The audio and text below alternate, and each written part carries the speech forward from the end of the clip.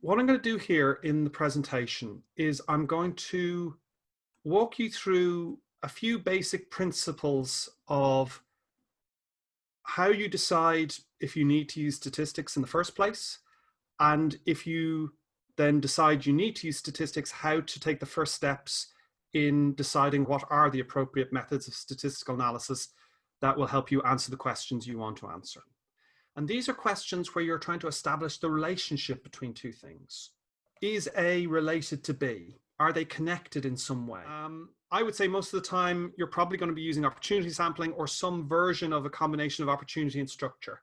So you'll take as many people as you can get, which is opportunity, but then you'll try to sort of organize the people you've got so that you get roughly a balance in the different groups or in the different categories, if you've got categories, on issues that you're not interested in testing for, that you want to control for, like age or gender or so on. But suffice it to say that there's two ways I can carry out a t-test. One way if the two groups have similar variances, and a different way if the two groups have the same variance. Now I can do that using what is called a Fischers Analysis. So you'll see here that to run a test in Excel or in Google Sheets, you create one of these formulae. So you can see the formula here. I put it in quotes so that it doesn't activate yet. And the formula here always starts with an equals mark, the name of the test you want to do, which is an F-test. And then you tell the computer what data you want to analyze with that test. So I'm saying to the computer here, analyze from B3 down to B18, which is this group of low attenders, and compare them to C3 down to C18, which is my high attenders method.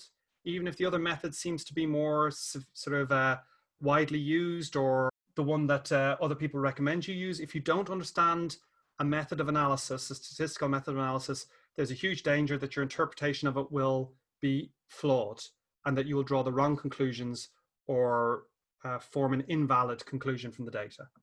So for me, the golden rule always has to be you stick with the stats you know. And if you therefore want to use a method of statistical analysis, you need to learn it well. You need to study it. You need to look at examples of people using it. You maybe need to run a few demo runs on it, maybe with some hypothetical data, get someone to look at your analysis to see if your analysis is correct. I'm kind of pitching this as much at the level of someone who's going to be a researcher and who will hope to publish their data. And those are the kind of standards you need to meet. But I think it's equally true that a lot of quantitative researchers say they're using mixed methods because they asked a single open question. If there are any other questions, please send them. If not, I'm going to wrap it up for today and wish you all a happy and very safe day out there.